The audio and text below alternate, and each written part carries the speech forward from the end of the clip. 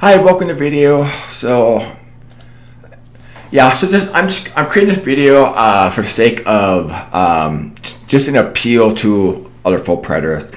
What I realized happened is like putting together a timeline, which I have found I have yet to see a full preterist put together a timeline, getting all the dates in order. I was surprised by that. I became full preterist in March of 2022.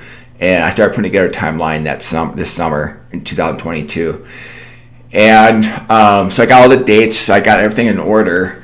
Trying to pay attention to detail. So obviously this is a more detail-oriented version. There's a lot here. So this is more of a simplified version or less busy version.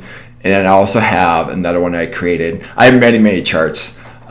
So what I realized that in the full preterist camp that they're all focused on 80-70. Don't get me wrong, yes, the temple was destroyed in 80-70, but when they asked Jesus about the destruction of the temple of Matthew 24 and Luke 21 and Mark 13, they weren't asking about the law of Moses. All right, so they were asking about the end of the age, the destruction of the temple, pertinent destruction of the temple. It was right in the middle of Daniel's 70th week, right when they asked, all right, like just 2 days before the crucifixion. And so the reference point is not so much the day itself or the year, but the entire 70th week of Daniel. So basically, the 70th week of Daniel was from Sunday, September 5th, 8026, to Saturday, September 17th, 8033. And this is based on the fall feast, the times and the half a time. The half a time is day 5 out of 10. So here at day 5 out of 10, and you work backwards, it's actually day 6 out of 10 when you work backwards, all right? That's how I got my dates. And that's centered around crucifixion was April 3rd, 8030. So that was the day in the Gregorian calendar Jesus crucified. Of course, it's not 14 that year. He was crucified, day of Passover. But when you add the 40 years to the entire framework, no, it's not the exact date, but you get the years are the same, obviously. So when we add 40 plus 26, you get 8066 for both the Roman-Jewish War and the time they're gathering in Petra. And then the same thing here on this side, but the actual date varied within that year when these things end. Okay, so I'm the first person in history that has put together a timeline that's to scale the Book of Revelation. And I'm surprised at the reaction. I see a lot of pride, to say the least, a lot of egos. Fine, if you if you don't, yeah. So it is what it is. But anyway, so basically the framework of the 70th week of Daniel is repeated. Don't confuse that with dual fulfillment prophecy. That's not what I'm saying at all. All right, but the framework gets repeated, and you have, like, for example, Daniel 12:12, 1335 days. That started August 15th, 8066 with the festival of Exalipri, which is a festival between the Jewish tribes. That was day 1 of the 1335-day prophecy. On that last day, they fled, which is referred to the stick of Judah based on Ezekiel chapter 37. And then you had on Saturday, September 11th, the first day of their gathering in the wilderness, which is actually in Petra, the stick of Joseph, which were the house of Israel that was scattered, throughout the Roman Empire. So stick of Judah was at the temple. Stick of Joseph was they're outside the temple in Jerusalem. All right, and then they became one stick as of April 11th, 8070. And then you had the 1260 days, and their last day of September 22nd, 8073. That's when they fulfilled the law of Moses. All right. So the problem I'm seeing here, full preterists are looking at the Olivet Discourse, just adding the 40 years to the 8030, and then calling it done. And there's more. And the problem is they left quietly, and Ed Stevens recognized the quietness. Yeah, I read right in his works, and I respect his works, but I think his dates are a little off myself. But yeah, he never, to my knowledge, had put together a timeline like this, assemble it using drawing software, and I recommend everybody does. Put it together. Take all the time indicators, slap it together. Don't slap it together, but carefully put it together, which is what I did, okay? When I said slap together, I'm just trying to make it sound easy. It's not. But I encourage you to do that. There's such a huge advantage. It's like climbing a mountain. It's foggy, and you're climbing. You see a top. You go there thinking at the top. It's foggy. You look out, and you kind of see out. And then, and you're content with it for a while. And then you look up, it clears a little bit, and then, oh, there's another false top, or another top, and you recognize it's false. The pattern keeps repeating. And so eventually you get to the top. And to speed up that process, it's just simply do what I did. Take the time indicator of the Bible, put them all together, assemble it. And then all the pieces fall in place like a jigsaw puzzle. All right, so this is kind of a basic version. This PDF is just for the purpose of pointing out how I got all the dates. All right, so there are video links throughout.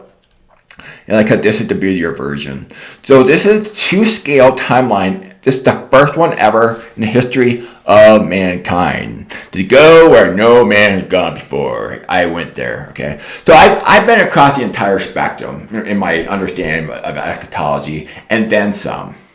When I say and then some, I realize I've gone to where other people have not seen. And it's like putting on a jetpack going up the mountain. Instead of climbing the mountain and repeatedly relying on a false top, it's like taking a jetpack and just going right straight to the top. And by framing it all together, all the pieces, parts and pieces. And so what I realized in the full preterist camp, they are missing this area right here, where they were in Petra. And so I'm going to be making a video here soon specifically on that, and it'll be several parts. But it's not even on their radar. And the ego and pride is so bad, they're not even willing to look into it. And so, God's a rewarder of those who diligently seek Him, and God resists the proud, gives grace to the humble. So, but this is the portion here. I'm going to be making a video specifically on it. But, people are not willing to look at it, and, but eventually over time, people will start to recognize, okay, this timeline is the true timeline. Okay, this is what we've been looking for.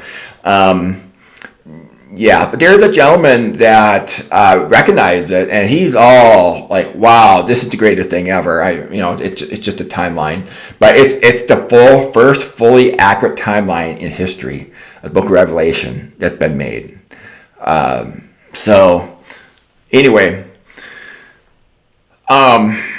Take advantage of it. What are you waiting for?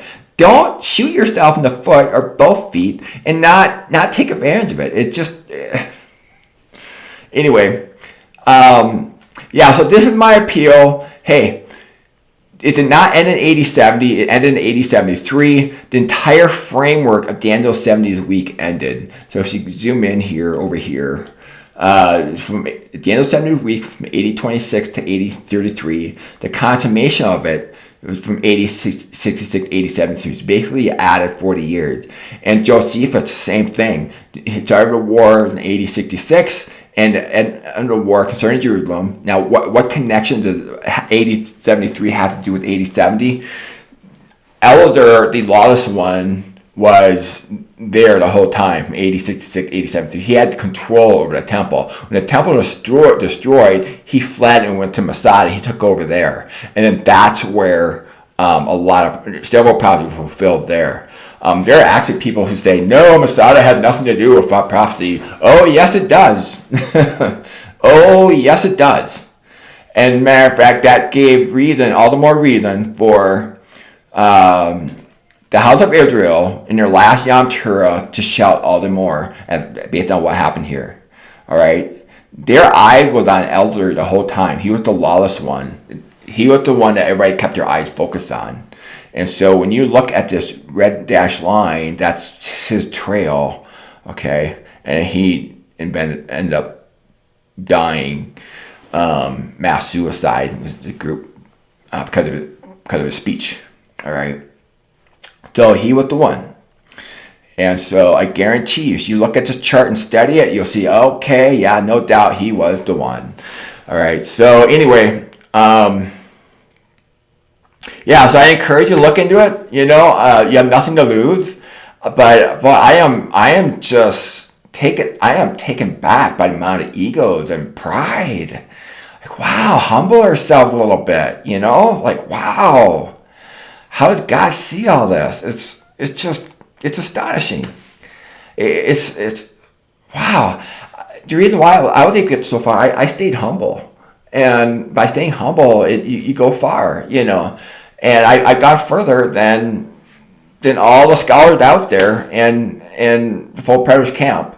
And why? Because I use drawing software, put all this together, and I'm hoping that they take advantage of it, because there's some sharp minds out there. They're smarter than I am, and if they get their timelines correct and all the dates correct, they can go even further. And so it just saddens me. All these big names are out there in their full predators camp. I wish that they had taken the time beginning their ministry to actually do this, put this together first, drawing software, had somebody work with them on dates.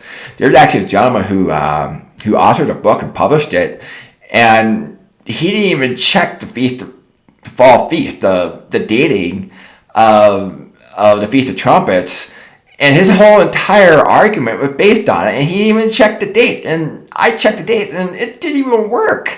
So I gently told him it doesn't even work, and he just kind of like, wow, I'm like,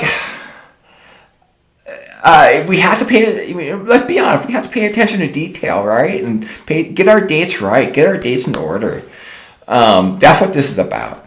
So anyway, just like I said, just encourage you to look into this and rethink a little bit, change our frame of mind a little bit. Because not everything was fulfilled in 80-70, especially the law of Moses. When they became one stick, Ezekiel 37:17, that had to been an amazing time.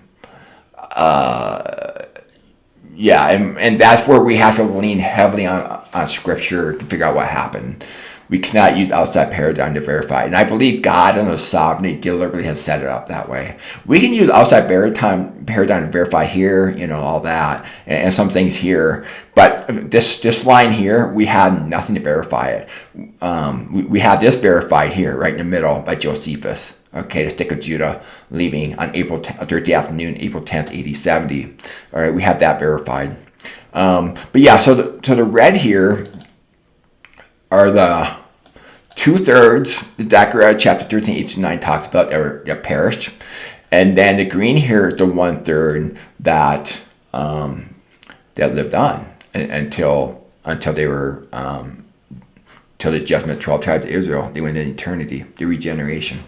So anyway, I'll just leave it at that. And again, I encourage you to relook into this, humble ourselves, let's let go of pride. I'm getting a strong whiff of it in the Christian arena when it comes to full preterist camp right now. So I hope that we kind of humble ourselves a little bit. All right. Anyway, thank you very much, and again, hope you reconsider, and I hope you continue to enjoy your studies. Have a great day.